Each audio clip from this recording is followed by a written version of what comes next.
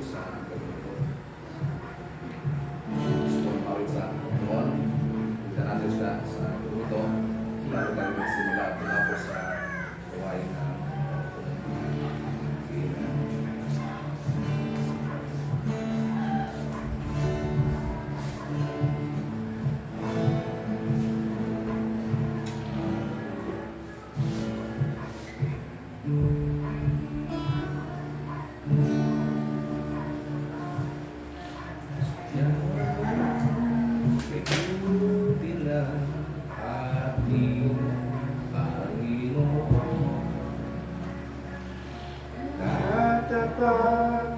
sa habang panahon,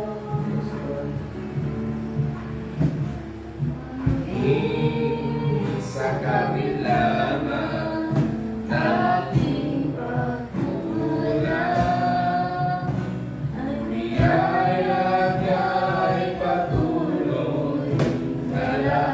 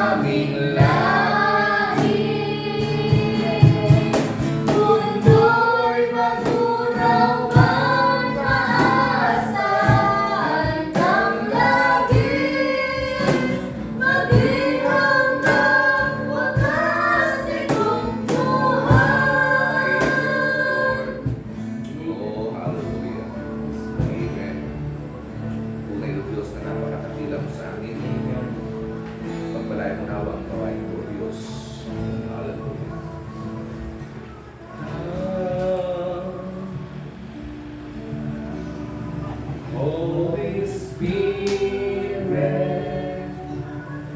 I need you.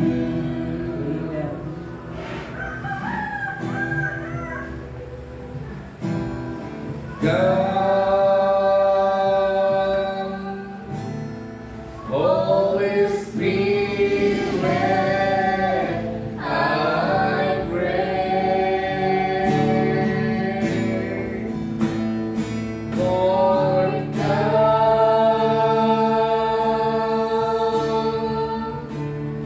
be thy strength and thy power.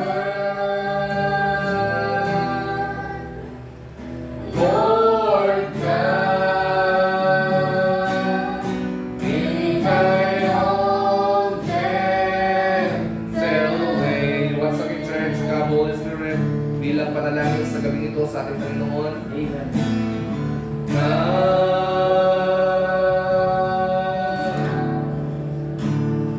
Holy Spirit,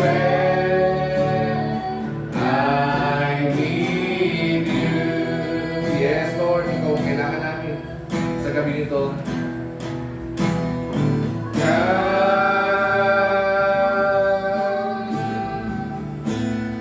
Holy Spirit, I pray. Lord God,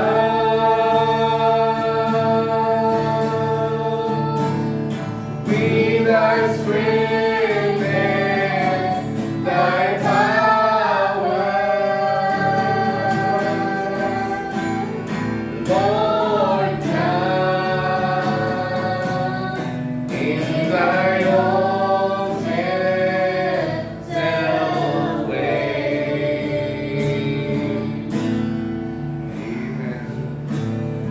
Come, yes, Lord. Holy Spirit, I need you. Come, Holy Spirit. Come, yes, amen, Lord, hallelujah.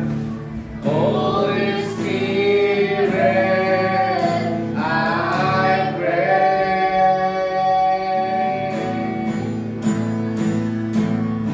Come, be thy strength and thy power. Lord God, in thy own gentle way.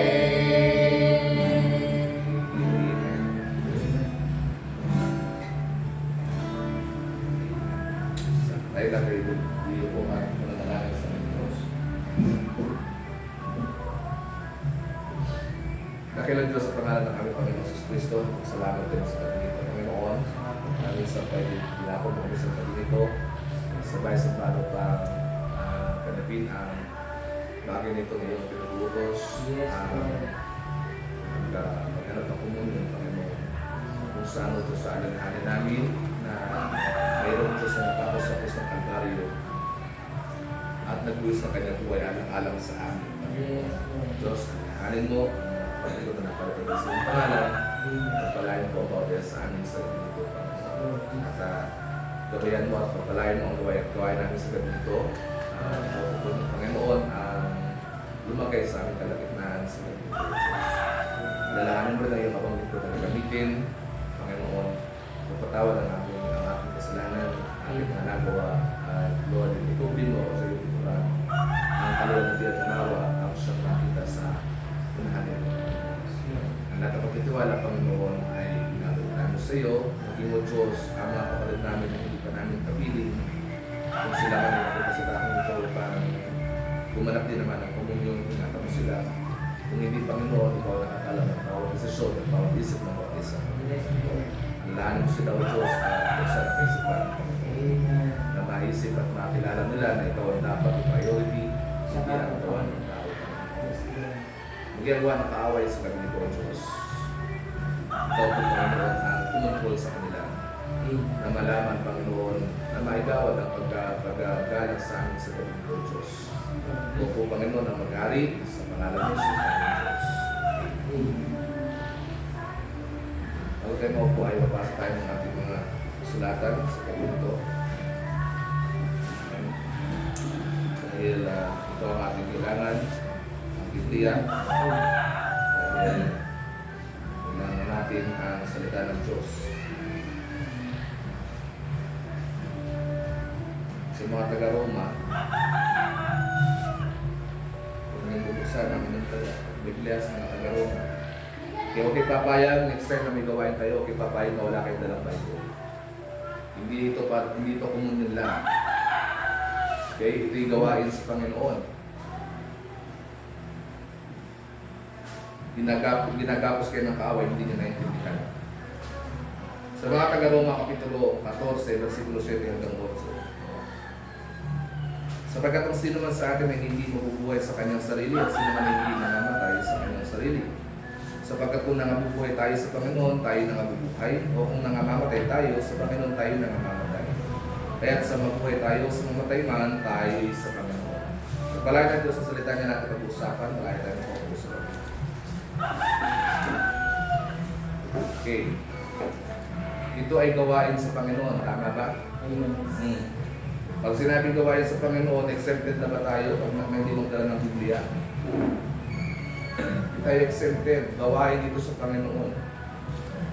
Ina-announce yan sa atin. Dapat ka hindi na ito ina-announce kasi sinabi na natin at napag-usapan na natin ang komunyon ay every first week or first Saturday of the week of the month. So we should always be ready. Alam na natin dapat yan, hindi na dapat ako nag-a-announce pero bakit ako nag-a-announce? For you to make sure na ready kayo. Pero I'm not sure na ready kayo sa gabi nito kasi kung ready kayo, hindi nyo iiwan itong Biblia. Dahil ang Bible, ito ang inyong sandata. Sandata ito ng bawat Kristiyano. Nakakaya sa Panginoon na ipinapangaral natin o ipinapamuhay natin na ang Diyos ay Diyos ng biyaya, mapagbiyayang Diyos.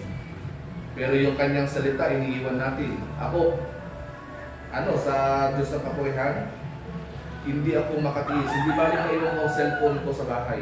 Alam niya ng pamilya ko, alam niya ng mga magulang pagkakapit ko. Hindi ba rin maiwan ang cellphone sa bahay? Pero ang Biblia, hindi ko kailangan iiwan ang Bible ko. Kasi alam natin ang pupuntahan natin gawain sa Panginoon. Naintindihan natin mga kapatid? So ano ibig sabihin? Bakit tayo pupunta rito? Kagaya na pag-uusapan natin, hindi lang magtatagal pag-uusapan natin ito. No? Always check your motive and objective. I-check daw natin lagi itong motive and objective natin. Kaya nyo? Hindi kayo hangga sa gabi ito kasi wala kayong dala kahit panulat. Most of all, your Bible. Dapat you should bring always your Bible. Ano? Hindi maganda na harap tayo sa Panginoon na nakikinig lang tayo, dapat pati tayo nagbabasa. Ito na nga lang ang pagkakataon natin makapagbasa ng Biblia eh. Aminin nyo man sa hindi sa akin. Alam ko yan. Ito na lang ang pagkakataon nyo magbasa ng Bible. Ba't hindi nyo pa dinala ang Biblia nyo? Ito na lang eh. Sa bahay nyo nga, hindi nyo nga siguro mabuksan ng Bible. Hindi nyo malagyan ng highlights sa mga versikulo na binabasa ninyo. Hindi kayo makapag-share ng quotation about the Bible verses. Tapos pagdating sa sabay-sambahan, hindi niyo pa dinadala ang Biblia, nakakaya sa harap ng Panginoon. Tapos magpaparte tayo ng komunyon. And sino ba ito? Biblia lang ba ito? Ito ba isang literal lamang na Biblia? Sino ba itong Bible na hawak natin? Di ba si Kristo Jesus? Oh, ba't kayo nung iwan si Kristo sa bahay niyo at kayo pupunta dito? What's the reason? Ba't na kaya nung iwan ng buti pa si Brother Nel eh, dalang Biblia? Dito lang nakita ko dumating ka na bibit ng Bible. What about the others? Anong nangyayari sa atin mga kapatid? Kaya na-announce na may komunyon tayo kasi dapat we should always be ready. At ang isang Kristiyano, ang isang sundalo kapag pumunta yan sa kahit pulis, pag diyan dumuti at kinalimutan niya kahit ang isang magazine lang ng kanyang baril, hindi siya pinapa-duty ng commander, pinapa-uwi. Kasi anong gagawin mo sa headquarters? Kung magkaputukan, patay ka. Pananagutan ka pa. Ganun ka-stricto ang mga kapulisan, ang mga kasundatan natin. Kasi dapat pag-duty ka, pag pupunta ka sa place of duty, kailangan handa ang isang pulis. Hindi pwede yung pupunta ka doon, naka-uniform ka lang. Hindi pwede yun. So pag pupunta ka sa headquarters, kailangan nakasuot ang uniform mo, dala mo ang baril, nakasukbit yung baril mo, may posas ka riyan. Bukod sa baril, may magasin ka sa biwang mo, na just in case ang makaputo ka, madali mo isusukbit ang magasin sa baril. May labang ka. Pero paano tayo ngayon? Pumunta tayo sa place of duty. Where is the place of duty? Ito. Itong lugar na to. Ito ang lugar kung saan tayo naka-duty ngayon. We are duty bound to heaven. Sabi ng prophet. Yan ang sakit ng isang Kristiyano. Nakakaya sa isang Kristiyano na nagpapakilala sa Kristiyano at ang mindset nga, communion lang naman, hindi na ako magdadala ng notebook at Bible. Communion lang. Minsan nga, nagkakagulatan pa eh. Nakakalimutan na communion ngayon, napapasarap ng tulog, napapasarap ng pahinga. Naintindihan natin. So, what's the problem? What's wrong with you, brothers and sisters? Paano tayo magpaprotect ng communion? Ang ganyan na mga style natin. Na nakakatakot kapag ikaw nag-protect ng communion na hindi mo yung pinaghandaan, nakakatakot. Alam naman natin yan. Naintindihan mo natin? Una eh. Oo. Huwag kayong papayag sa sulsul ng kaaway na yun ay komunyon lang. Punyong nila lang ang komunyon. Masigit pa nga na dapat itong paghandaan kaysa sa mga ordinaryong araw, kaysa sa prayer meeting, kaysa sa Sunday service. Dahil ang komunyon, once in a while, mo lang ito magaganap. Eh, ang hirap sa atin, minsan na nga lang natin ganapin ang komunyon, ngayon na nga lang tayo halos nakakaganap ng komunyon eh. Hindi pa natin iniigi. Pero ang mga cellphone nyo, pupusta ako, hindi nyo naiwan.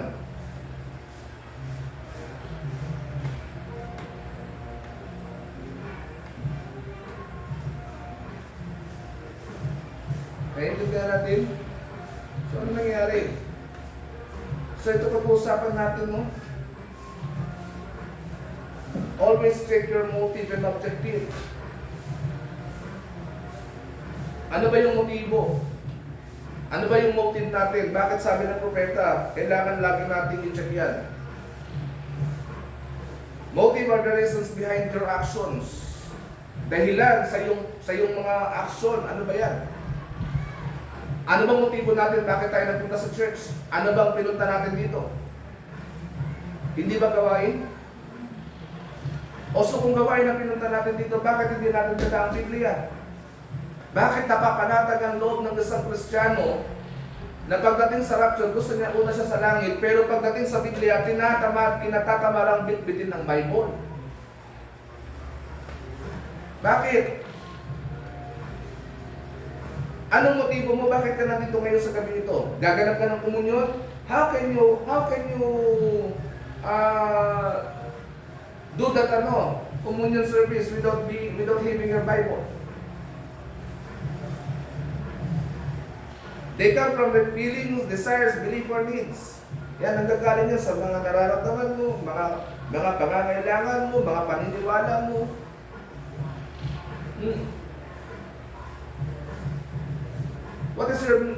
Ano ba ang motibo natin? What is your motive tonight?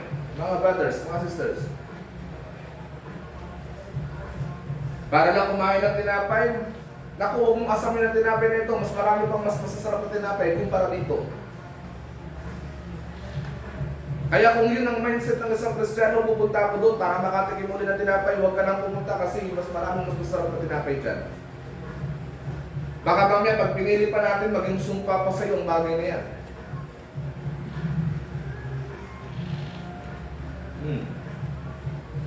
Now, come to think of it. Tingnan nyo kung tama ang inaasal natin sa gabi ito. Tingnan natin kung tama yung pinakita nating attitude sa Panginoon sa gabi ito. Bakit hindi natin maiwan, bakit natatanggap natin na maiwan ang ating mga Bible sa mga tahanan natin? Buti pa yung Bible natutulog.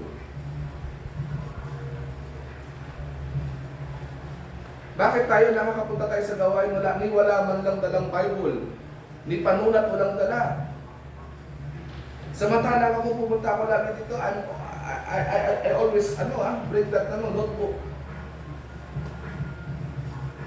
Nandyan lagi sa bag ko, nakasilid ang notebook ko, hindi pa pwedeng wala yan. Hindi pa pwedeng wala ang Bible ko. Bagamat iniiwan ko ang Biblia ko dito, may Bible ako sa bahay, alam yan. Marami akong Bible sa bahay. Pag pumupunta ako ng prayer meeting sa Fort Bonifacio, dala-dala ko yung Bible ko na maliit na King James Version. Pag nag-aaral ako, ginagamit ko yung iba't ibang klase ng Biblia, tinitingnan ko iba't ibang translation ng Bible. Kung kaya naman, naikukumpara ko yung mga versikulo na malayo dito. Parang hindi ko kayang lumipas ang maghapon kapag ako'y atin ang gawain na hindi ko dala yung Biblia ko. Parang nakakaya na makikibasa ako sa katabi ko na siya may Bible, ako walang Bible. Parang nakakaya sa sarili ko yun. Sabi na iba ng guilt trip ka na naman. Ha? Ganyan ka walang yan mga bata ngayon. Pag sinasabihan mo, ang tingin sa'yo, guilt trip. Nang-guilt trip ka. Bakit? Nag-guilty ka ba talaga? Kaya ka ginigilty kasi mali ka. Pero kung nag-guilty ka dyan, talagang may problema ka. Pero hindi dahil nag-guilt trip. Sinasabi sa atin ang katotohanan. Now, tell me, mali ba ang sinasabi mo sa unahan o tama? Tama.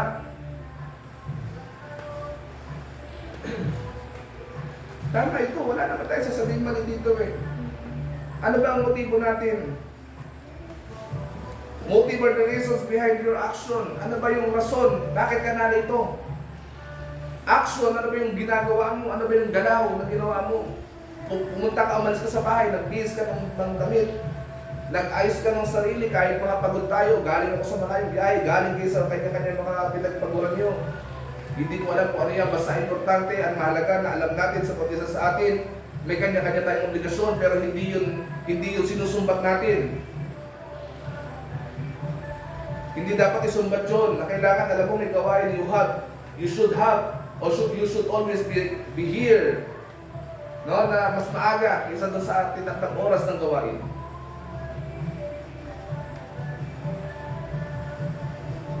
Na kung kayo pagod, ako pagod na ako, galing din ako sa malayong biyahe, pagdating ko dito, hindi pa ako nakapagpahinga.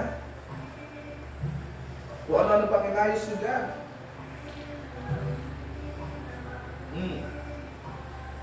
Pero nakahanda ako para kumanap ng komunyon.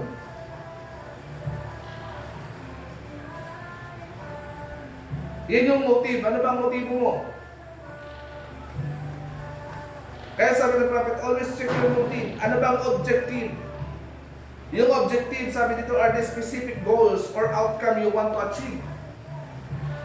Yun yung objective mo. Ano ba yung gusto mong makuha? Bakit ka nagpunta dito? Ano bang motibo mo? Nagpunta ka dito, ano bang gusto mong makuha dito? Pagpapala, how can God bless us? Na ganyan ang mga attitude na pinapakita natin sa Kanya.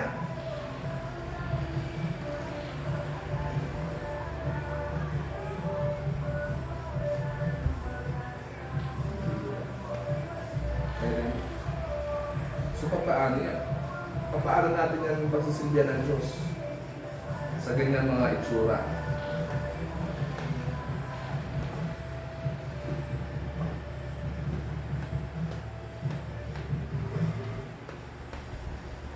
Mga brothers, mga sisters, pag may gawain tayo, kahit na yan ay sharing, huwag niyong ikahiyang dalhin ng Biblia. Hindi naman kami nahihiyang magdala ng Bible, nakalimutan mas malala pa. Pakinggan. Bakit po kalilimutan ng Bible? Ako simula nung ma-opera na ako talagang sadyang nagiging makakalimutin na ako. Pero pagdating sa Biblia, hindi yan kinakalimutan. May mga time na nakakalimutan ko bitbitin, minsan mamamalayan ko, wala yung Bible ko, pero nakagayak.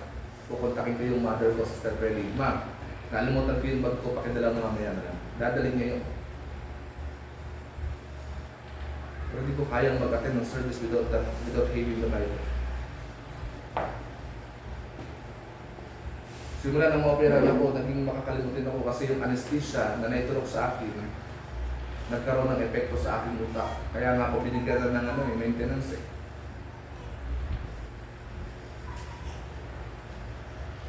At totoo yun, ang hirap na magiging makakalimutin. Dapat nga, mas may excuse pa ako dyan eh, kasi nga, alam niyo ba na binigyan ako ng privilege card na pwede kong gamitin, and that's person with disability, PWD. Na kahit ako nahihiya akong gamitin kasi alam ko sa sarili ko malakas ako eh.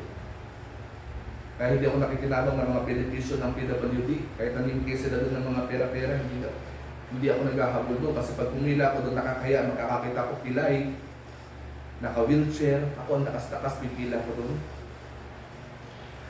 Pero minsan isang beses gagawin ko yun, pero hindi para ibulsa, kundi by the grace of God, susubukan ko makatulong doon sa taong makikita ko talagang hirap na hirap. Pero parang akong nahihiyang pumila, pag nakikita ko ng mga kasama, sabi kong pumila doon, yung mga disabled person talaga. So napapakinabangan ko lang yung card ko pagka kumakain ako dyan, napapakinabangan nila Brother Richard. Nagkakaroon ako ng discount sa restaurant, sa fast foods.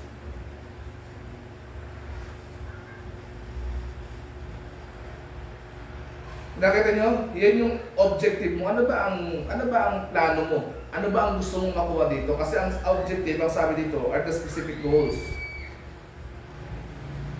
or outcome you want to achieve. Ano ba yung gusto mong makuha dito? Kahit hindi araw ng komunyon, pag linggo, pag Wednesday, ano ba? Ba't ba tayo pumupunta ng church? Ano ba ang motibo mo? At ano ba ang gusto mong ma-achieve na goal? Basta magsimba lang tayo dito sa church? Basta makinig ng salita ng Diyos? Tandaan natin, marami ang nakinig ng salita ng Diyos. Pero hindi lahat nakakakuha at nagtatango ng kapahayagan. Minsan, take pa nga tayo ng denomination eh. Sila, alam nilang mali ang aral nila, kaya minsan hindi ko masisi ang mahal ng propeta natin na nagtanong, ano ba ang dapat? Wrong doctrine, right attitude, o wrong attitude, right doctrine? Doctrine. Pwede. Kasi tayo, nagpapakilala tayo, nasa tama tayo, na mensahe sa ulit na panahonan. May propeta tayo na kinikilala, and that is Brother William Marion Branham. Ibinigay sa atin ang mensahe. Siksik, liglig at umaapo ng mga mensahe na ipinapangaral ng ating propeta sa ulit na panahonan. Na tayo lang ang may ganitong klase ng mensahe. Sa kanila, puro mga pagpapalakas lang, puro mga exhortation lang. Puro mga pagpapalakas, mga magpapaulit kayo. Ang Diyos pagpapalain kayo pag kayo magiging mapagbigay paulit-ulit ang kanilang service, sermon, yearly. Pero hindi ba tayo natutuwa na binigay sa atin ng propeta? Pero pagdating sa objective, sa motive at objective, di hamak yata na parang nakakalamang yata sila sa atin. Kasi sila, kung umawit sila ng mga papuring awit, talagang todo bigay. Kahit malilit na mga bata, na mga kadalagahan, mga binata, na maliliit na mga bata pa yan. Pero pag umawit sa Panginoon, talaga todo bigay, may pagtaas pa ang kamay, may pagpikit ang mata.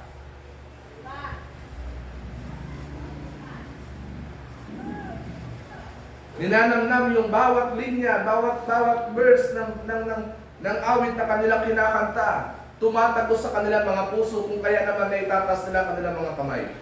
Pagdating sa atin, ni hindi nga makakanta ni hindi maitaas ang kamay.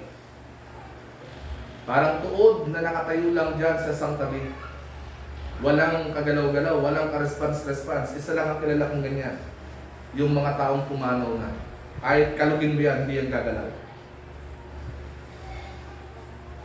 Naintindihan natin mga kapatid?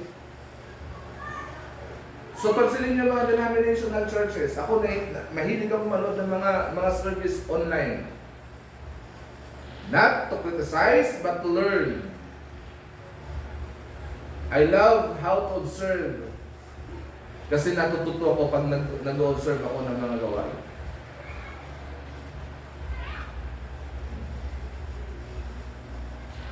Yung iba nga, gumagawa. Yung iba kapag iniiwan na ang Bible tablet ng dinadala sa church Kaya hindi yan pinapahintulutan ni pastor. Cellphone. Ayaw ng ating mahal na pastor na pahintulutan ng mga bagay na yan. Nagla-laptop sa pulpito. Nagta-tablet. Ang reason, Bible naman yan Sa message ko din naman ginagamit, sa preaching, for preaching only lang yan. Pero hindi ba nila naiisip na yan ang sinasabi ng kasulatan na punong kahoy ng pagkakilala ng mabuti at masama. Nandiyan na lahat, lahok-lahok na yan lahat. Pag tumunog yung cellphone mo na yan, may iwan mo ang Bible, babasahin ng Messenger, babasahin ng Instagram, babasahin ng Twitter. O wala na pa ng Twitter ngayon. Babasahin lahat ng social media accounts na mag-feedback na message or mag-notify sa kanyang phone. Iiwan ang message sa kanyang binabasa. Nakita niyo kung gaano katuso ni Satan? Pero may mga believer, pagdating sa service, cellphone ang gamit. Kaya nung isang gawain, nagpunta kami ng camp meeting sa dako ng, hindi ko na sabihin kung saan lugar. Nagsa-service. Pagdaan ko dun sa gilid, naka-online, naka-Facebook. Diyos ko, ano ang pinunta?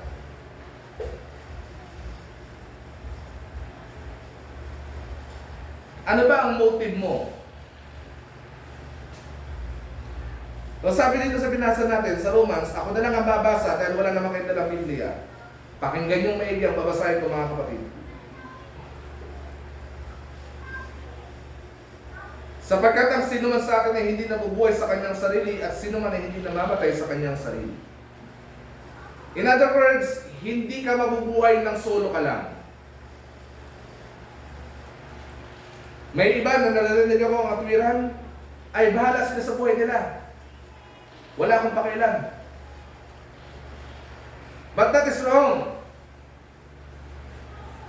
Naintindihan natin na napakinggan niyo ba yung mensahe ng yung versikulo na binasa ko?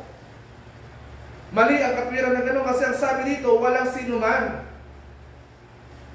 Sapagkat ang sino man sa atin ay hindi nabubuhay sa kanyang sarili at sino man ay hindi nangamatay sa kanyang sarili. Hindi pa pwede na mabuhay kang ikaw lang. Hindi pa pwede na ikaw lang din ang mamamatay. As much as possible, pag namamatay ang isang tao, hindi siya ibinabasta nililibing na lang. Pinaglalamayan pa yan. Inaalala pa yung mga nagawang mga kabutihan ng tao. Bago siya idalhin doon sa kanyang huling hantungan. So kaya gumawa ang Katoliko ng isang kanta na walang sino man ang nabubuhay para sa sarili lamang. Tama? Sapagkat kung nangabubuhay tayo, sa Panginoon tayo'y nangabubuhay. Yan. Yun yung motive mo. Dapat. Nababasa ba natin? Naririnig ba natin? Yun yung motibo mo dapat. Na kung tayo'y buhay, mabubuhay ka para lang sa Panginoon. Hindi ka nabubuhay na solo-solo ka lang. Kasi ang sabi ng motibo natin dito, ang sabi ng ibig sabihin ng motive, are the reasons behind your action. Bakit ka mabuhay? Ano ba? Bakit ka ba narito? Bakit ba tayo ginawa ng Panginoon? Nilikha ang tao, nilagay ang soul. Bakit? Anong layunin ng Diyos? May motibo ang Diyos. May motive. At tayo, ano ba ang motive natin? Bakit tayo narito? At alam natin na may Diyos. Dapat sambahin natin ang Panginoon. Tama? Dapat sasamba tayo sa Diyos. Sapagkat sabi dito sa verse 7, ang sino man sa atin ay hindi nabubuhay sa kanyang sarili at sino man ay hindi namamatay sa kanyang sarili. Sapagkat kung nangabubuhay tayo, sa Panginoon tayo'y nangabubuhay. Yan dapat ang motibo ng bawat Kristiyano. Na kung tayo nabubuhay, ang buhay natin iniaalay natin sa Diyos. Para sa Kanya lang dapat talaga ang buhay natin. At sabi niya dito, o kung nangamamatay tayo, sa Panginoon tayo nangamamatay. Hanggang kamatayan, kailangan makita kang naglilingkod sa Panginoon. Yan ang motibo kung bakit tayo create ng Diyos. Ano ang objective ng Diyos? Bakit ka create? Kasi ang gusto ng Panginoon may sasamba sa Kanya. At ang gusto ng Diyos, sambahin mo siya ngayon. That's God's objective. O kung nangamamatay tayo sa Panginoon tayo, nangamamatay. Kaya sa mabuhay tayo, sa mga mamatay man, tayo'y sa Panginoon. Napansin nyo ba na yung motive and objective? Kaya sabi ng prophet, always check your motive and objective. Dahil ang objective natin, sabi dito sa ibig sabihin ng objective, are the specific goals or outcome you want to achieve. Achieve. Sabi dito, they are clear. Malinaw dapat ano bang objective mo? Ano ba ang layunin mo? Dapat nakikita mo malinaw kung bakit ano ba ang ipinarito mo sa gabing ito. They are clear, measurable. Dapat tansyang mo dapat. Kagaya sa gabing ito, alam natin na tayo patungo sa kaligtasan. Tama? Tayo ba patungo sa kaligtasan? Inihintay ba natin ang Panginoon? O measurable, dapat sukat mo yan. Dapat alam mo, tansyado mo. Yan yung objective mo dapat. Yan dapat yung iyong objective. And open planned. Kailangan lahat ng bagay planado. Kaya nga paggaganap ng komunyon, dapat you should always be ready. Dapat lagi kang handa dyan. Sabi nito, our motive and objective has to correspond with the will of God. Yung ating motive daw and objective dapat nakaline doon sa kalooban ng Diyos. And His will is the word for this hour, which is quickened for us by the Holy Spirit. Ano ba ang kalooban ng Diyos? Sabi niya, yung kanyang salita. Kaya ang pagtuntun ng kalooban ng Panginoon, tingnan mo yung salita niya, hindi yung sarili mo. Pag hindi kasi nangayunan, kung natatandaan niyo yung mensahe natin nung nakaraan, mga nakaraang mga pangangaral, na sinasabi sa quotation ni Branham, pag hindi ito sinangayunan ng kasulatan, huwag mo nang ipipilit. Naintindihan ba natin? Yun yung tamang pagtuntun ng kalooban ng Diyos. Eh hindi nga sinasangayunan ng kasulatan eh. Ba't kailangan natin ipilit? Kaya sabi dito, His will is the word for this hour, which is quickened for us by the Holy Spirit. The first thing we ought to do is, ang unang bagay na kailangan natin gawin ay to find out if it's God's will. Ang unang bagay na kailangan natin gawin ay dapat alam natin kung ito'y kalooban ng Diyos. Kasi hindi lahat na nagpupunta ng simbahan nasa kalooban ng Panginoon. Remember, Cain worship God. Si Cain man, sumamba rin sa Diyos. Si Cain, naglingkod man din sa Diyos. Pero ang mga ginawang paglilingkod ni Cain, ang ginawang pagsasamba ni Cain, hindi tinanggap ng Diyos. That's not the will of God. Naintindihan natin? Kasi bakit? Yung ginagawa ni Cain, wala dito sa salita ng Diyos. Wala siyang kapahayagan kung paano ang tamang paglingkod sa Panginoon. Pero tayo, binigyan tayo ng Diyos ng kapahayagan paano ang tamang paglilingkod sa Panginoon. Paano natin sa sasambahin. Hindi sa mga magagandang altar, sa mga mamahaling mga damit, hindi dahil matalino ka o makakapagtapos ka ng pag-aaral. May iba kasi na kapag nakatapos lang, ako minamata na yung pastor. Dami anak ko doon pala sa amin. Grabe. Grade 1 lang, grade 2 lang ika si pastor. Tapos ako, bilogo ko eh. Sabi ng tao. Tapos tuturuan niya ako. Meron yun. Kung maliitin yung pastor, Hindi, sabi nga ng tao nun, hindi ikaw lang magaling. Now, ang Diyos ba nagkamali na pumili ng kanyang mga lingkod para maglingkod sa atin? Did God do it wrong? Ha? Nagkamali ba ang Diyos? Hindi nagkamali ang Diyos. Kasi kung nagkamali ang Diyos, di dapat ikaw ang nandito.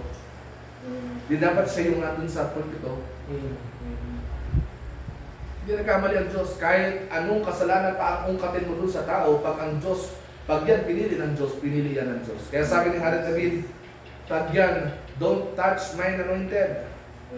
Huwag mong ihipuin ang aking pinahiran. Kasi bakit, sabi ni Haring David, para kang tumadyak sa matulis na bato, na ikaw din ang masasaktan. Huwag mong ihipuin. Huwag mo yung pagsalita ng hindi maganda kasi bakit kung nakagawa yan ng masama. Now remember ha, pag yan nakagawa ng hindi tama, Diyos ang magiging magpaparusa dyan, hindi ikaw. Naiintindihan natin mga kapatid? Si Saul, si Haring Saul, si King Saul, ang unang naging hari ng Israel.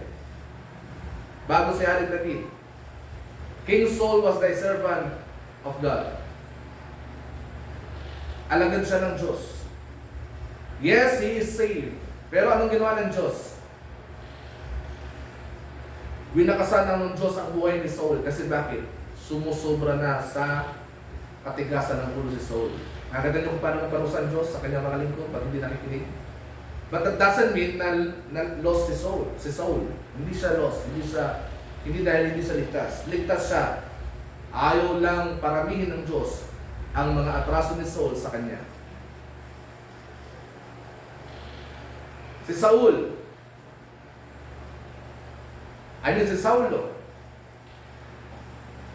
Di ba marami siyang pinapatay ng mga Kristiyano? Tama ba mga kapatid? Marami siyang inusig ng mga Kristiyano that day.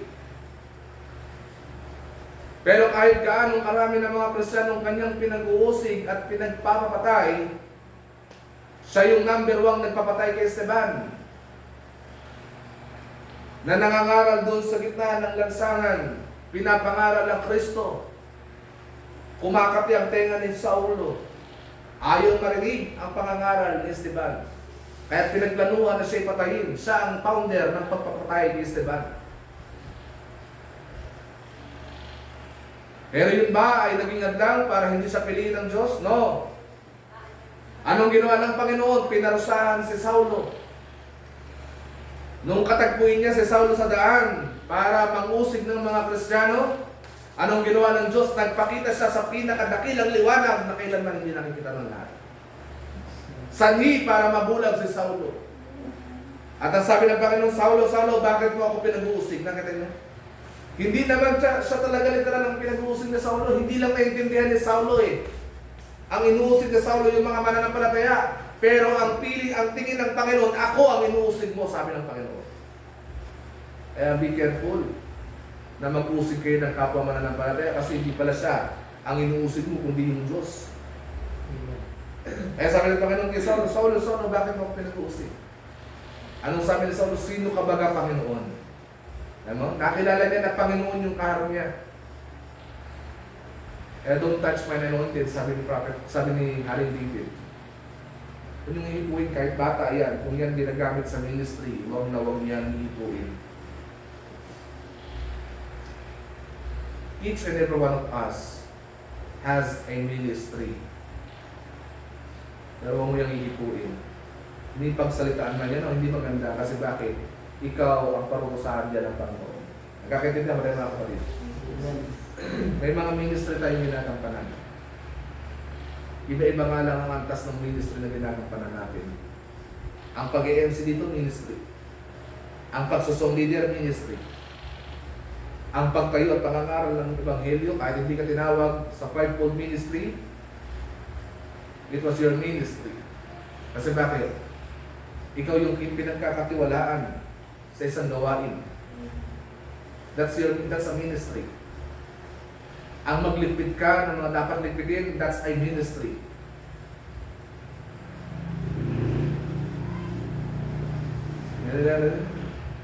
Kasi may mga kaya tayo na hindi kaya ng mga sisters, may mga kaya ang sisters na hindi naman natin magagawa. Kaya sabi dito, kailangan yung ating ginagawa, yung motibo natin at yung objective, lagi mo yan i-check kung nakahanay ba yan sa kalooban ng Diyos. Kasi si Cain man naglingkod din sa Panginoon pero hindi tinanggap ang alay ni Cain. Bilhin mo, nag-aalay si Cain ng usok, pagabang. Hindi kahit ang usok ayaw tanggapin ng Diyos.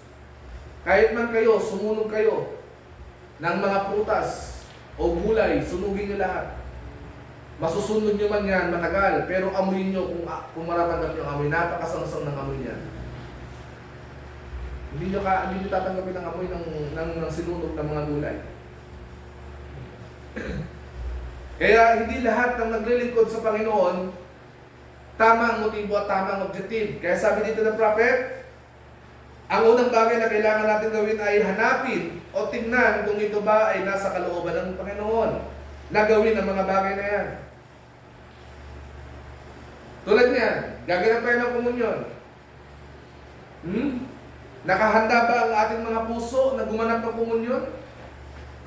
O baka napilitan lang tayo dahil alam natin ang komunyon ngayon?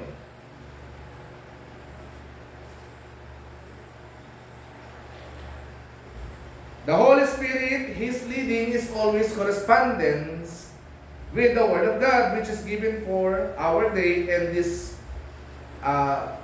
strive for. Okay? Now, dito sa message ng prophet, na Power of Transformation, 1965, bago tayo dumapa din sa pagkukumunyon natin. Sabi ng prophet dito, tingnan nyo ha, always check out your motives and objective. Tingnan mo lagi yan, ha? Sabi ng prophet. If it is according to the Word of God, if it isn't, sabi ng prophet, leave it alone. Tingnan mo, usisahin mo kung ano yung mga ginagawa mo at yung mga gusto mo mangyari. May mga ginagawa, minsan may mga Kristiyano ginagawa nila, gawa lang ng gawa. Minsan, sabi ng pangangaral ng Propeta Branham, trying to do God a service without being the will of God. Minsan sinisikap niya na gumawa ng mga paglilingkod sa Diyos. Minsan ang tao, sinisikap ng tao na gumawa ng mga paglilingkod sa Diyos pero wala sa kalooban ng Panginoon. Minsan may mga Kristiyano na gusto niyang makagawa. No? Susulsulan niyo, pastor, makagawa sana tayo, makapag-donate tayo ng pera doon. Maganda yung motibo. Tama? Pero wala doon sa kalooban ng Diyos. Tandaan natin, kahit gaano kaganda ng motibo mo, at kahit gaano kaganda ng mga pangarap mo, mga layunin mo sa buhay, pag hindi yan pinagkaloob sa'yo ng Diyos at wala sa kalooban ng Panginoon, iwanan mo na yan, sabi ng prophet. Iwan mo yan, leave it alone. Kita nyo? Kahit gaano kaganda yan, kung wala yan ang kalooban ng Panginoon, hindi yan pagpapalaya ng Diyos. Kahit gaano kaganda ng ipinapangako ng tao sa iyo, ang pangingibang bansa, maganda yan. Tutugin kita ka dyan ng dolyar. O kung anong bansa ang pupuntahan mo dyan. Tutugin kita ka dyan ng malaking pera. Pero tandaan natin, kung hindi yan pagkakalooban o ikaloob ng Diyos, ang lahat ng mga paghihirap mo mapapaliwala lang. Kahit pangakuhan ka ng mataas sa sahod, kung ang kapalit naman ito ay pagkalayo sa Diyos, hindi bali na. Naiintindihan ba natin mga kapatid? Ako nung bigyan ako ng opportunity na naalala ko yan nung naikwento ko yan kay Mother Ray, kasi sa Freddy at kay Brother Fernand. Nung bigyan ako ng, kasi nagpasok sa akin sa restaurant, tita ko, pinsan ni Papa. Si Tita Eileen, tomboy yun, tomboy. Yun yung bucket ko doon. Ay sa kumpanya, hindi ka basta-basta makakapasok sa malaking kumpanya pagka wala kang bucket. Kahit nga sa trabaho mo ngayon, ang nagpasok lang sa akin dyan si Brother Richard. Tinanggap lang ako dahil kay Brother Richard. Masakit man tanggapin sa akin. Pero yun talagang katotohanan ng mga gawa ko. Boss siya dun eh. O siya yung nagsilbi kong bakit. Ayun ako ng trabaho bilang isang crew sa isang restaurant. Hindi pa ako chef noon. Nagsimula ako sa dishwasher. Sa pinakamababang posisyon. Ang naging backup ko yung pinsang buong papa. Kung hindi ko nakakalimutan ang pangalan ni Tita Aileen. Kung yun na matamagin. Alas mong nigarilyo. Nung pinasok niya ako doon sa restaurant,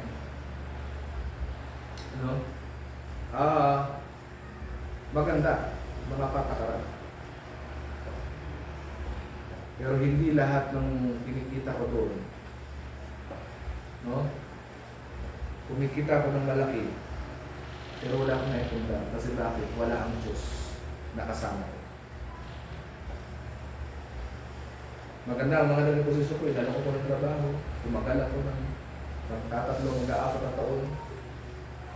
Pero hindi ko nasumpungan ang pagpapala ng Diyos. Nakakuha ko ng motor noon, pero pinahata ko din.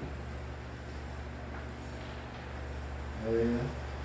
So, kahit na gaano maganda ng pangako ng tao, dahil na nag-apply ako noon, hindi pa ako naging chef cook noon, nagsimula ako sa dishwasher. Dishwasher ang available or vacant na occupancy ng job. Pero ang ina-apply ko talaga doon ay waiter. Pero sabi na tita ko, walang waiter. Dahil hindi bali ako naman ang magpawasok sa iyo eh. Pagtsaga mo na muna yung pag-dishwash. Dahil ako naman, panatag, dahil pinangakuan ako ng tita ko, dishwashing mo na. Pero nakita nyo, iba pala ang plano ng Diyos. Sabi sa akin ng drill man, taga-ihaw ng mga usa. Sabi niya, hindi ka, magparang ka ng ihaw. Mag-ihaw ka rito para malaman, para kung wala ko, halimbinan tayo. Sabi ako. Nung mag-chef, yung chef ko naman, si Chef Edwin de la Cruz, ang nando na, nakapwesto na doon. Sabi niya sa akin, tumatagal na ako siguro magkakarabing yung taon na akong nandun. Sabi niya, papapayag na hanggang dishwasher ka lang at grill man. Hindi ka mag-aral ka, paano pagawang food, tinuruan niya ako, paano mag-prepare ng food. Hanggang sa nagkaroon ng opportunity, binigyan ako ng pagkakataon na makalipad sana ng Hong Kong. Alam nila mamatak yan. Pero natatakot ako. Ayun yun. Kasi alam kong wala ang kalooban ng Diyos. Alam ko sa panahon na yung matigas ang ulo ko. At mahirap kalaban ng Diyos. Kaya sabi ng prophet, always check out your motives and objective if it's according to the word of God. If it isn't, leave it alone. See? Tingnan nyo, yung mga motibo nyo. Ano bang mga gusto nyo gawin? Yun yung motive eh, action. Ano bang gusto mong gawin? Gusto mo mag-aral? Ng ganitong kurso, pag natapos mo yan, gusto mo, ganito ang mga plano mo, tingnan mo kung nasa kalooban ng Diyos. Gusto mo magtrabaho sa ibang lugar? Tingnan mo kasi pag wala ang kalooban ng Diyos, kahit anong ganda ng trabaho, hindi ka pagpapalain ng Panginoon dyan. Ang tao ang pasalita ng tao, oo ngayon, mamaya hindi. Hindi ngayon, mamaya oo. Walang isang salita ang tao.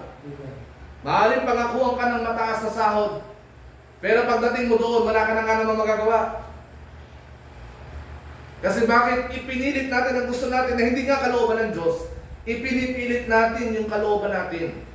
Kaya sabi ng prophet, usisahin mo mabuti yan, yung mga plano mo, mga gagawin mo. Kung nasa kalooban ba yan ng Diyos, usisahin mo yung mga gusto mong mangyari. Gagawin ko ganito, magkatrabaho ko sa malayo, anong gusto mong mangyari, anong pangarap ko, kasi gusto ko makatulong sa mga magulang, that's good. Walang pasama kung nakikita dyan. Pero pakatatandaan natin na bilang isang mga Kristiyano, kailangan nakahanay tayo lagi sa kalooban ng Diyos. At anong sabi ng prophet? Sabi niya, ang kalooban ng Diyos ay ang salita ng Diyos. Ano ba ang salita ng Diyos? Huwag ninyong pabayaan ng pagkakatipon ng mga banal. Pag sinabing pabayaan, pinupulyot mo kasi. Huwag mo siyang ipupulyot kagaya pinag-usapan natin last week. Na itong anak ng taga-ibang lupa, hindi niya pinuliyot yung pagsasamba niya sa Diyos. In other words, hindi niya ito binabasura o binabaliwala. Hindi niya pinapabayaan ang pagkakatipon kung saan naroon si Kristo kagaya ng babae niya na lumuhod sa kanya. Kung nasaan si Kristo, nandun din siya.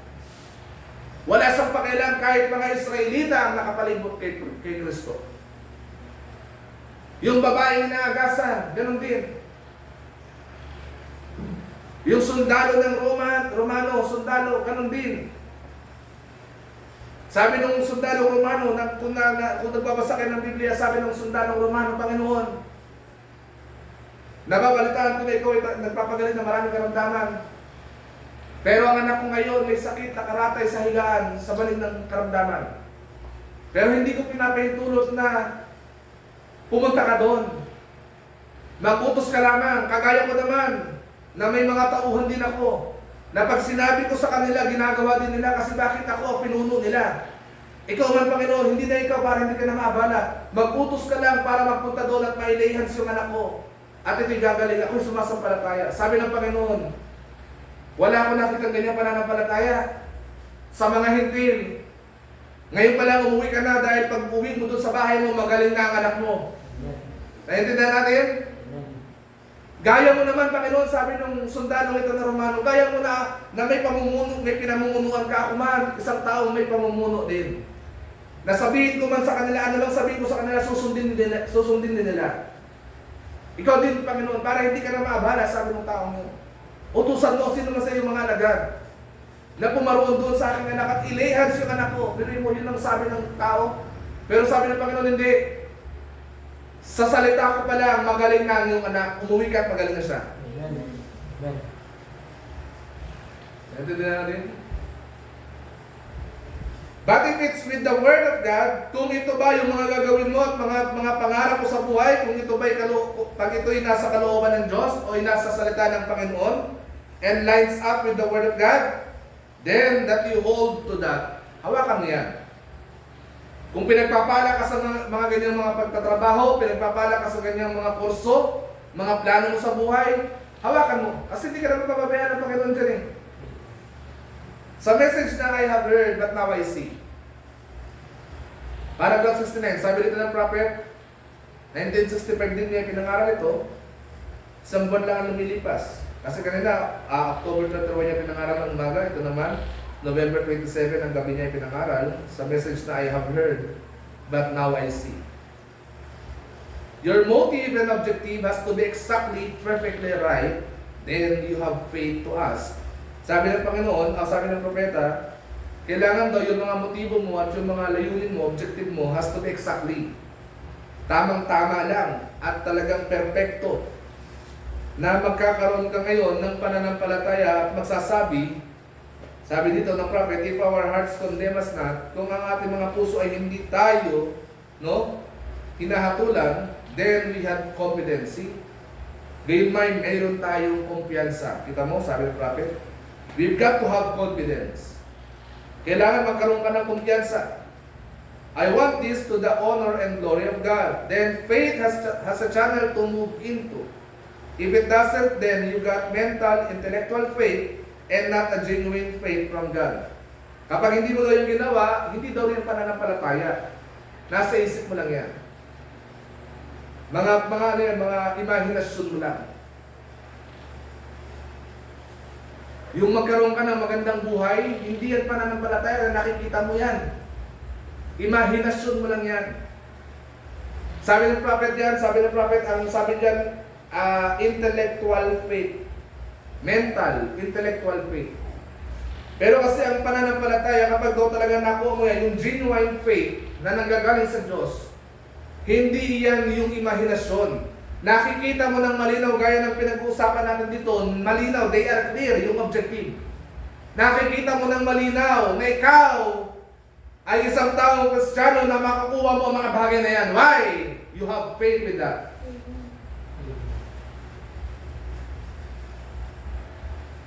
That intellectual faith will get you nowhere. Yung mga imahinasyon mo lang na yan, wala kang patutunguhan dyan. May mga taong ang laki ng imagination eh. May mansion na siya, asawa niya, Koreano, ang laki ng imagination ng tao. Wala ka patutunguhan dyan, sabi ng prophet. Might get you emotional, maaaring maging emotional ka dyan. But it won't get you the healing that you're looking for. Pero hindi ka na kayang pagalingin. Ngayon, kaya ang pananampalataya, hindi emosyon. Nagkakatinda na tayo mga kapatid? Ang pananampalataya, hindi emosyon. Ang pananampalataya, dapat totoo. Kasi kapag ang pananampalataya emosyon, mahirapan ka lang ng konti, bibitaw ka na sa word. Magutom lang sandali yung tiyan mo, iiwanan mo ang word. Yan yung mga pananampalataya by emotion. Pero yung pananampalataya na sinasabi ng prophet, genuine, kahit magutom ito ng 3 araw, mananatili ako sa word kasi may pangako ang word na He will provide all our needs. He supply all our needs. Hindi natin, may mga Kristiyano Christian, hindi siya Christian. Ang totoong Kristiyano, ito.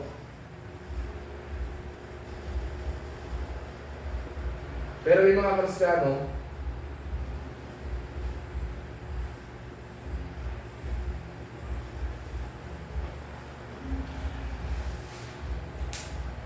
ang Diyos nila, tiyan. Nandun natin mga kapatid. Yung Christian, yan. Nagsisikap ito na makagawa o makalakad na kagaya ni Kristo kasi nga to be like Christ. Ang Christian, ibig sabihin, to be like Christ. Pero itong mga Christian, nakabase ito sa tiyan. Ang Diyos nila, tiyan. Sino ba si Kristo? Diyos. Tama? Pero hindi dahil sumasamba sila sa Diyos, kundi ang sinasamba nila tiyan. Mga Christian. Nagutom lang yung pamilya, iwan ng Diyos. Paano tayo nakatagpuin ng Panginoon sa bagay na yun? Kaya nga sabi ng prophet, always check your motive and objective. Hindi emosyon. Kasi pag emosyon, pag sinabi ng nanay mo, ng tatay mo na huwag ka na munang sumimba ng linggo, dahil pupunta tayo sa farm, pag hindi ka sumama, hindi kita bibigyan ng pera. Hindi ka na ngayon sasama kasi nga, you have faith emotion. Hindi emosyon ang pananampalataya. Kapag nasumpungan mo yung true faith, sabi ng prophet, yung genuine,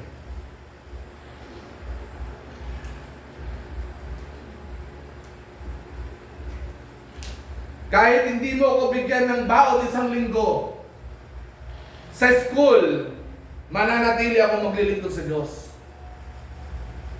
Kahit mawalan ako ng kita sa 1 linggo, mananatili ako naglilingkod sa Panginoon. Naiintindihan natin mga kapatid? Yan yung pagtunto ng kalooban ng Diyos. Paragraph 70, now, we're going to be prayed for our sickness. Sabi ng prophet, ngayon, mananalangin tayo sa ating mga karamdaman. I wonder if we have done everything that God requires us to do. Ako'y nag-iisip na makagawa ng mga bagay na kailangan na ipinapagawa sa atin ng Diyos. Have we followed every iota of the scriptures? Sumusunod ba tayo sa bawat sinasabi ng kasulatan? Kasi mananalangin tayo Ngayon, magkukumunyon tayo. Ang tanong ng prophet, have we followed every iota of the scriptures? Have we give Him our hearts? Binigay na ba natin ang ating mga puso? What's the reason you want to be healed? Ano ang dahilan na gusto mong gumaling? That's the reason you can get faith enough, see, because you haven't maybe made these things to God sincerely from your heart. Kaya baka hindi mo nakukuha mga bagay na yun kasi hindi ka naman sincero sa paghingi sa Diyos. Hindi lang ito para sa karamdaman sa mga gusto natin hingin. Mga mahal natin sa buhay. Baka kaya hindi binibigay loya ng Diyos kasi baka hindi ka sincero sa paghingi sa Kanya niyan. Hindi lang kasi basta makahingi tayo, tinitingnan ng Diyos yung sincerity natin. Naintindihan ba natin? Kung papaano tayo nagiging tapat dyan. Pag hindi tayo nagiging tapat dyan, nakakawawa ka dyan. So you always check your motive and objective. Nawa sa gabing ito, tama ang motibo natin. Ano ba motibo natin? Tama yung action na ginawa natin. Yes, tama yan. Pero tingnan mo kung nasa kalooban ka ng Diyos. Kung nasumpungan mo ang sarili mo sa gabing ito na wala ka sa kalooban ng Diyos, that's the time na humingi ka ng tawad sa Kanya. And He will be faithful to forgive you. Kasi maaaring tama, sabi ng prophet na binasa natin, maaaring ang mga motibo mo tama. ang mga layunin mo, mga pangarap mo, maaaring tama yan. Pero hindi tama sa paningin ng Diyos. Maaaring tama na pumunta ka dito, pero hindi mo dala ang Biblia. Sa paningin mo, tama yan. Pero sa paningin ng Diyos,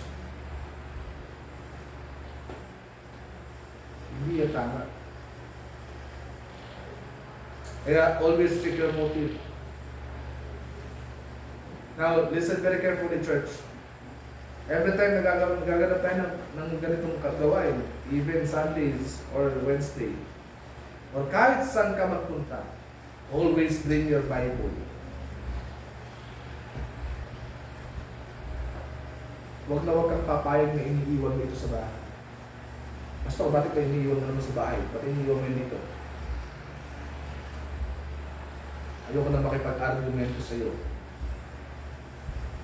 Kung yan ang tingin mo para sa akin, bahala ka. Pero ang sinasabi ko sa iyo, sa gabi nito, nasa ng Biblia mo. Huwag mong iiwan ang Bible. Anong sabi ng kasulatan? Saliksikin ninyo ang kasulatan. Tapos na ba doon? Hindi pa. Anong sabi ng Panginoon ng Diyos? Sapagkat dito'y naalalaman ninyo na mayroon kayong buhay na walang hanggan. Tama ba yun?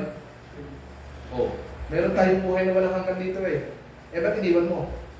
Kung meron ka palang buhay na walang hanggan dito sa kasulatan. Eh maaaring tama yung motibo mo, maaaring tama yung mga objective mo. Pero maaaring mali sa Diyos. Kaya sa gabi nito, maaari kang pagkakataon mo ito, humingi ka ng tawad sa Panginoon. Gaganap tayo ng komunyon. Magkukomunyon tayo sa gabi nito. And ask God for forgiveness and He will be faithful to forgive us. Naintindihan natin mga kapatid? Yan ang kailangan natin. Na kailangan hingi tayo sa Diyos ng mga bagay na kailangan natin hingin. At siya'y tapat at banal na tayo patatawarin. Kapag humingi tayo ng pasensya, ng kapatawaran sa ating mga ginagawa. Naintindihan natin mga kapatid? O sa gabi nito, bago tayo gumanap ng komunyon, okay, diyan sa inyong kinauupuan, kung gusto niyong lumuhod, manalangin, bibigyan ko kayo ng pagkakataon na manalangin sa Diyos sa gabi nito. Usisahin ninyo ang inyong mga sarili. Okay? Tingnan ninyo ang inyong mga sarili na hindi, alam natin, bawat isa sa atin, hindi tayo nakaabot sa pamantayan ng Diyos. Tama ba? Walang umabot sa Diyos. Lahat tayo naligo sa Panginoon. Lahat yan. Pero huwag nyo namang gamitin ang versikulo na yan para sa mga walang katuturang bagay. May mga Kristiyano na ginagamit ang ganyang versikulo. Lahat naman pastor hindi nakaabot sa Panginoon eh. Kaya pagpasensya mo na. Mistakes namin yun. Hindi mistakes ang tawag ko dyan. Yan ay pananadya. Kasi kung talagang mahal mo si Lord, hindi mo yan iwan. Hindi mo makakayang iwanan yan. Kasi nga, nandyan ang buhay mo na walang hanggan. No? Naintindihan mo natin mga kapatid? Hello, may kausap na ako. Naintindihan mo natin sa gabi nito sinasabi. Okay. Nandito ang buhay natin eh. Huwag mo ipagpapalit ang kasulatan. Ang kasulatan, napakahalaga na ito. Huwag mo ito ipagpapalit sa cellphone. Yung cellphone nga na, hindi natin nakakalimutan. Ako, many times na naiiwan kong cellphone ko sa bahay. Alam niya, tayo dito, tanong niya siya dito siya. Dalawa kasi itong cellphone ko, yung isa naiiwan ko, yung isa dala ko. Minsan nagkakaroon ng pagkakalimot, yung isa na ginagamit ko sa company, yung yan lang naiiwan ko, ito naman ang nadadala ko, so nagiging nonsense ito. Useless, I mean. Wala akong magagawa, ganun talaga eh. Okay lang yun, cellphone naman yan eh. Pero importante, Bible, huwag nyo iiwan ito. Hindi naman natin mga kapatid. Kaya huwag natin iiwan ang Biblia. Hindi maganda sa isang Kristiyano na nagpapakilala tayo, buti na lang, may Bible dito sa bahay. E kung walang Bible, nagpapakilala tayo ng Kristiyano pero mga wala tayong dalang Biblia.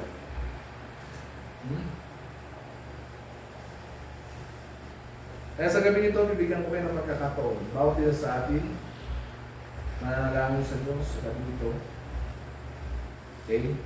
Manalangin ka ng kaintindihan sa kinukuha mo, kung sumunod ka, tayo mananalangin sa Panginoon sa gabi.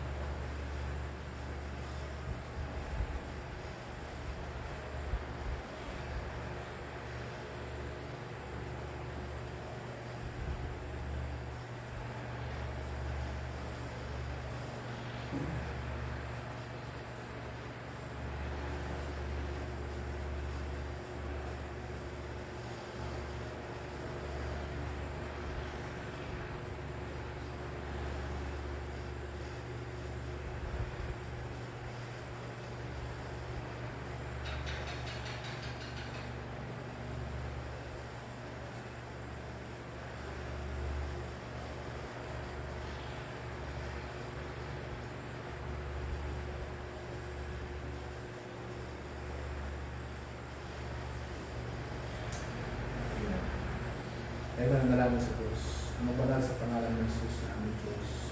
Salamat po sa gabi ito. Araw pa kami lupa at narinig namin ang iyong salita kung nawa o Diyos ay magbunga ito sa aming mga puso. Lord, magkamit kami ng kapahalagan ng iyong panasa. Dalahanin mo kami nagawa sa kami Lord Diyos. Ang alin mo mga mabito kami. Yung mga objective kami sa buhay Panginoon na hindi namin namamalayan, wala na para sa iyo kalooban. Lord, baguhin man lang sa aming tinatahan.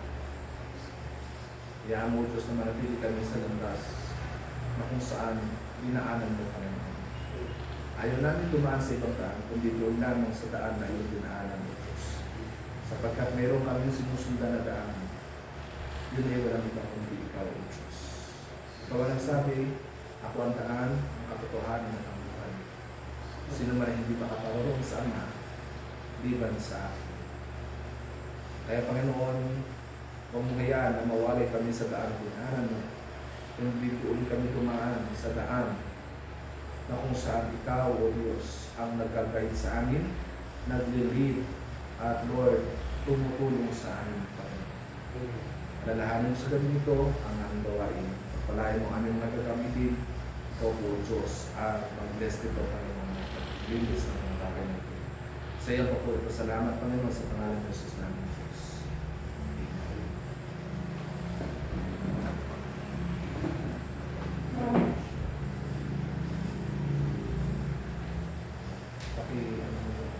Timba natin. Tapos lagana.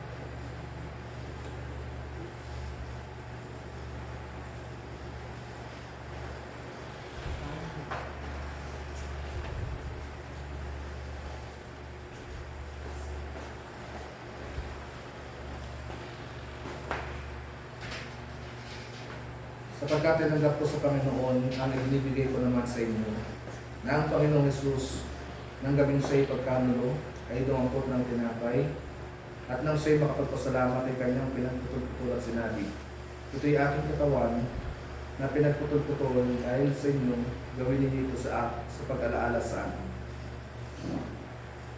Amen.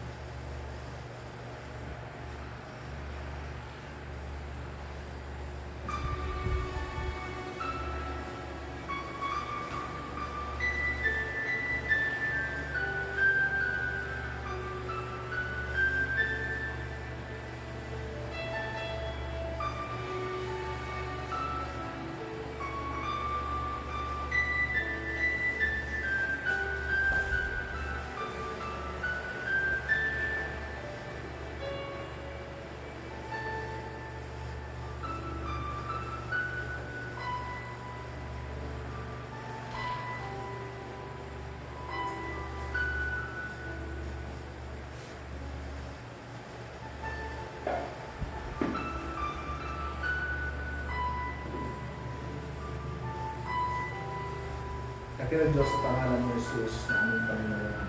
Kapasalamat kami sa magpinta natin ito, O Diyos, na aming angan, na nasisigi, O Diyos, na kitapawang lugar. Lord, sa pagkain namin ito, O Diyos, magiging dahil kami ng katawan na nakayulog mo sa kustos ng mga Diyos. Inaalaala namin, Panginoon, na mayroong isang ikaw na nag-iisang Diyos na gumawa nito para sa amin. Pagpalayan mo ang pagkita natin ito, O Diyos, hindi mo karapat-dapat ay hambing sa iyong katawang banal. At dapat, Lord, ito lamang ang the best of our knowledge na makakaya namin gawin, Panginoon. Sapagkat ito ang nagsabi na may tinapay na pinagputol-putol, O Diyos. Kaya, Panginoon, doon sa daan na iyong sinabi, O Diyos, nilalakaran namin ang daan na iyong ginagawa, Panginoon. Pagpalayan mo bawat isa at maging karapat-dapat na ang bawat isa na tumanggap ng Panginoon. Sa pangalan mo, Jesus namin, Diyos. Amen.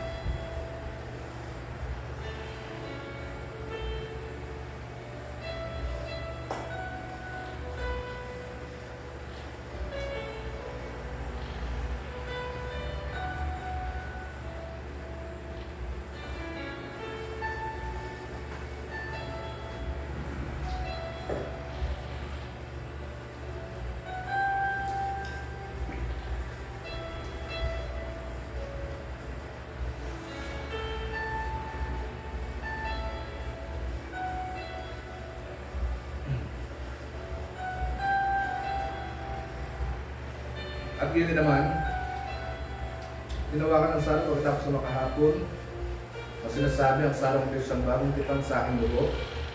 Gawin ninyo ito sa tuwing kayo magsisinong sa pag-alaala sa akin.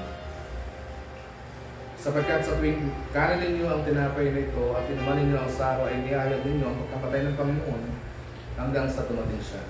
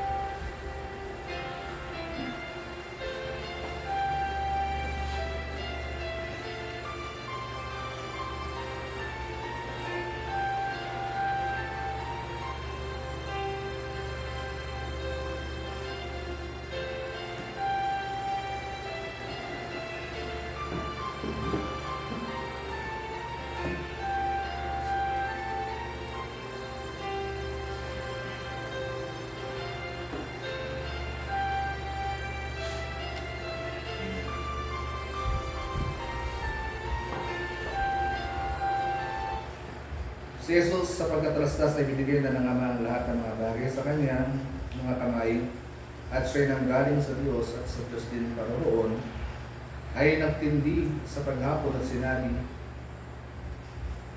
At itinabi ang kanyang mga damit at siya'y kinuha ng isang tuwalya at ininipit sa kanyang sarili. Nang magkakay pagsalin ng tubig sa kamaw, ay pinasimulang hugasan ng mga paa ng mga alagad at pinuskus ng tuwalya na sa kanya nakanipis. Sa gayoy lumapit siya kay Simon Pedro, sinabi niya sa kanya, Panginoon, hugasan mo ba ang aking mga paa? Sumagot si Jesus at sa kanya sinabi, ang ginagawa ko'y hindi mo nalalaman ngayon, datapwat mauunawa mo pagkatapos. Sinabi sa kanya ni Pedro, huwag mong hugasan ang aking mga paa kailanman. Sinagot siya ni Jesus, kung hindi kita hugasan ay hindi ka magkakaroon ng bahagi sa akin. Sinabi sa kanya ni Simon Pedro, Panginoon, hindi ang aking mga paa lamang, kundi pati ng aking mga kamay at ang aking ulo. Sinabi sa kanya ni Jesus, ang napaliguan na ay walang kailangang hugasan maliban sa kanyang mga paa sapagkat malinis ng lubos at kay malilinis na, ngunit hindi ang lahat sapagkat nalalaman niya ang sa kanya'y magkakanulo, kaya sinabi niya, hindi kayong lahat ay malilinis. Amen. Hallelujah.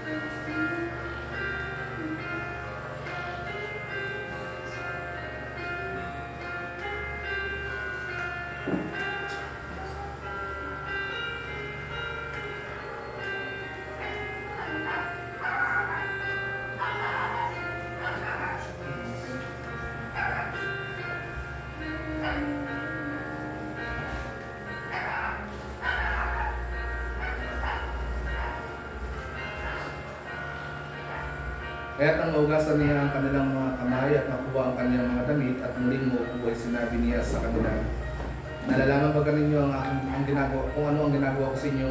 Tinatawag ninyo akong guro at Panginoon at mabuti ang inyong sinasabi sapagkat ako nga.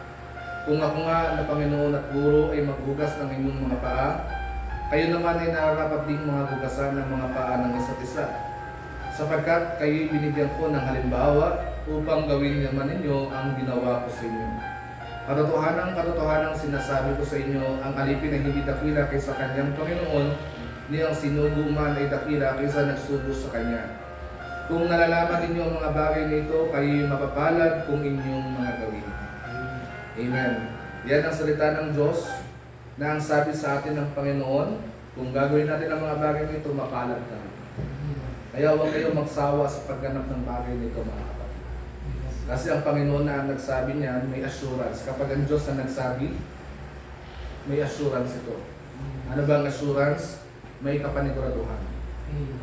Na ang sabi ng Panginoon, kapag katotohanan, so ibig sabihin repeatedly, twice. Pag sinabing katotohanan, inulit niya ng 2 beses, ibig sabihin, sigurado ang Panginoon. Na anong sabi niya? Na kapag ginawa natin ito, mapapalad tayo kapag gagawin natin ang bagay. Kaya huwag niyong pagsawaan, mga kapatid.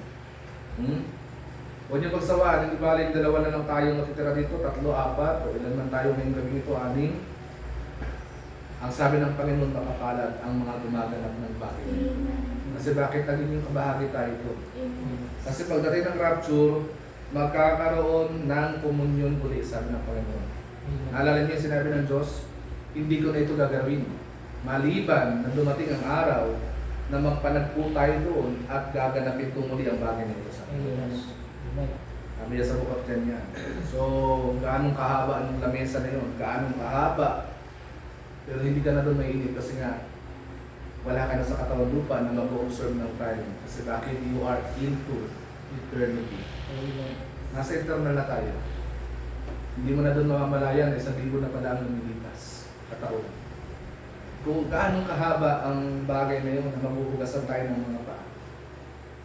At pagdating doon, kaya nga pag kami mga gawain tayo, sinisikap ko na ibang paa naman ang mahugasan. Tinatanong ko ito ng mahal.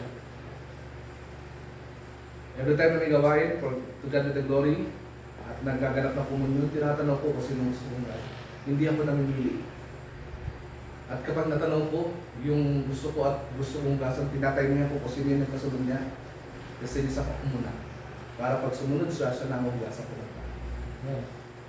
Hindi ito barkadahan. Ang paghugasan ng paa, hindi yung kayo lang, tayo lang. At pagganap natin doon sa dakilang kaarawan na yun ng Diyos, na pagdating doon, gaganapin muli natin ang bagay na yan. Gusto kong maghugas ng paa ng ating mahal na propeta. Yan din yun. Gusto kong hugasan minsan ng paa ni Apostol Pablo, ni Apostol Peter, Apostol John. Gusto kong hugasan, gusto ko silang kamustahin sa dakong yun. Ano ba ang mga kaganapan ng kayong mga nabubuhay? May mga kanya-kanya silang mga testimony doon. Tayo din, ganun dapat. May mga testimony din tayo. Kasi dapat lagi tayong handa. Pag tinanong tayo doon ni Pedro, ano ginawa mo doon? Naalala ko kasi Peter yung sinabi mo na kinakailangan tumayo ako sa bato na walang iba yung kundi si Kristo. At pakikinikinita mo si Pedro doon, mapapayun, praise the Lord, hallelujah! Dito nga, kung hindi mo mabanggit ang praise the Lord, hallelujah, paano ka nangihiya? Sabi ng tao, naku, mabuti ang Diyos. Hindi pag ganun, doon sa langit, hindi ganun lang yung sagot doon. Kundi naghihiyawan, Hosanna, Hosanna to the highest. Ano bang meaning ng Hosanna? Alam niyo ba meaning ng Hosanna? Alam niyo yung meaning ng Hosanna?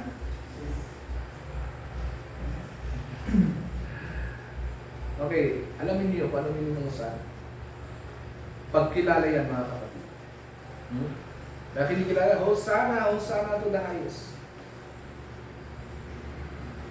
Kayo ba, gusto niyo ba na gumanap yan doon sa kabilang buhay? Gusto niyo ba na ganapin yan? Gaganapin natin yan. May biyaya ang Panginoon. Magpatuloy lang tayo kung tayo magkasawang humanap ng mga bagay na yan. As often as you do this, sabi ng Diyos, gawin natin ito sa pag-alaala sa Kanya. Amen. Hanggat kaya natin gawin. Isinisintabi na muna natin ang mga problema, mga puyat, mga pagod sa pagtatrabaho, pagod sa eskwelahan. Itinatabi na muna natin yan. Bakit? Kasi gaganap tayo ng komunyon. Ngayon, kahit sa araw ng linggo, araw ng Miyerkules, hindi mo pwedeng isumbat sa Diyos na pagod ako kaya ako nalito. No, huwag mo sumbatan ng Diyos. Kasi ang Diyos na hindi kasi sumbatan nung ito ay nangangailangan. Amen. Nung kailangan mo nung nagkaroon ka ng karamdaman at kailangan mong pagalingin ka ng Diyos, hindi niya sinumbat sa'yo na hindi mo nga ako inuuna eh. Ang usapan natin, unahin mo ako eh. Pero hindi, di ba? Amen. Kundi anong ginagawa ng Diyos, pag tumatawag ang kanya mga lingkod, pinagagaling ng Panginoon. Amen. So sana yun ang maintindihan natin mga kapatid. Gawin mo isusumbat sa Diyos na marami akong ginagawa eh. Marami akong ginagawa, kaya ako nakatulog, kaya ako ngayon ang nakarating. Maraming obligasyon sa bahay, hindi lang ikaw at tao. Tao din tayo lahat dito tao. Naintindihan niyo? Amen. Lahat tayo dito tao. Marami din ako mga obligasyon, pero iniwan ko na muna ang mga obligasyon ko na yun, alang-alang sa paglilingkod sa Diyos. Amen. Hindi ako nagpapabalik-balik dito para sa tao, nagpapabalik-balik ako dahil may pangako ang Diyos. Ano sabi ng Diyos? If you want to serve me, serve my people. Tama ba? Kung gusto mo akong paglingkuran mo ang aking bayan. Dapat tayo naglilingkod din tayo. Maglingkod ka na. Now, gusto kong paigtingin ang pagpapaayos, ang pagsasayos ng gawain na ito by next time ng ating komunyon. Siguro, maybe, pag-usapan natin yan or maaaring ngayon, sabihin ko sa inyo na pwedeng ganapin natin ito na gano'n, pero gusto ko na maging handa tayo lahat. At maging as much as possible, sikapin natin na maging maaga kasi marami ang responsibilidad na pwedeng gawin sa church. Marami. Narinig niya dapat yan, mga planggana na yan, dapat yan nakaprepare na rin yan, may tubig na yan dapat dyan. Pero dahil wala akong patulong, hindi ko na alam kung ano ang gagawin ba ng uunahin ko. Kakahanda, kakaprepare ng mga bagay-bagay. So, dapat kayo, hindi na dapat kayo pinapaalalahanan.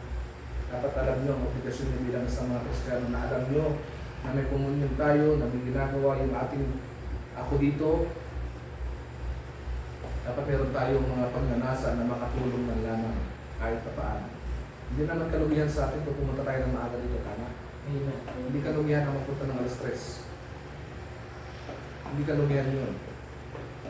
Wala nga akong naririnig eh. Hindi ako nanunumbat, pero wala akong narinig. Sa tagal ko ng pari-parito dito, wala akong narinig na mapahinga ka na muna. Kami na paano ng trabaho ngayon. Gamitin mo muna yung kaunting oras para makapagpahinga ka dahil mamaya tatayo ka ng pangangalan o uuwi ka kinabukasan. Pahinga ka muna, kami na paano. Huwag ka na muna kumilos. Pero hindi ko hinahanap yun. Kasi gusto ko maglingkod sa Panginoon. Pero dapat nga ganun. Pero wala. Naintindihan mo? So, next time, sana maganap natin ito ng mas maayos pa. Hindi ko sinasabing hindi maayos ang gawain natin ngayon, pero hindi lang pulido. Yung mga bagay na kailangan i-finishing, tama? Sa construction, hindi ko muna kapalitada yan, ay ayos na. May tinatawag na finishing. Kikinisin niya, nakagaya nito, gagamitan ng purong simento, saka kikinisin ng, anong tawag yan, gagawin? Skin coat. Oo. Kikinisin niya ng kinis na kinis. Babasahin niya ng foam, tasaw sa tubig, bibisi ka, para lang puminis siya. Pinipinis siya. So kailangan maging handa tayo lagi. Okay, next time, inaasahan ko ang mga bagay na yan sa inyo. Maging handa tayo. Okay? So yan ang gawain natin. Pagpalain kayo mga kapatid sa gabi nito. Nawa, hindi tayo magsawa sa pagganap ng mga bagay nito na pagpupunin natin. Tayo natin tatayo. Tayo manalangin sa Diyos. Dakilang Diyos sa pangalan ng Panginoon.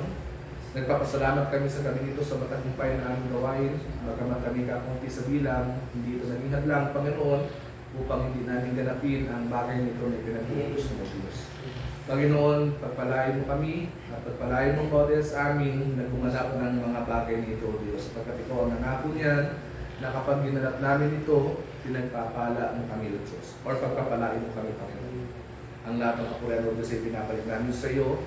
Maging ang araw ng gawain namin sa araw ng bukas, Panginoon, ikaw pa rin po, Diyos, ang patuloy na manguna sa amin.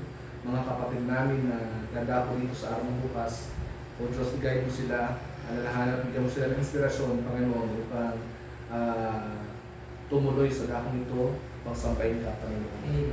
At pangunahan mo bawat isa sa amin sa gabi ito, maging sa araw ng bukas, pangunahan mo bawat isa sa amin, sa katayo na MC, song leader, lalong-lalo na Panginoon na yung kapaglikod na muling gagamitin. Pagkaloob mo ang lakas na nagmumula sa iyo at ang dulong na nagmumula sa iyo, Diyos. Lord, wala akong anumang galing, wala akong anumang talino sa aking buhay, sa aking sarili. Kung pagamat sa iyo ko nangikiram, Lord, ng lahat-lahat, Diyos. Sapagkat ikaw ang lahat-lahat para sa amin, Panginoon. Ang lahat ng papuri at pasalamat na binabalik namin sa tanging pangalan mo, Diyos, na aming Panginoon. Amen. Amen. Salamat sa Diyos at bawat isa ay makakatuna at nais kong didilig na lang siguro sa alaman niya Brother ikot para okay. Salamat sa Panginoon, tayo magkamayan sa gabi ito ay tapos na ang ating gawain at maging handa tayo sa araw ng bukas.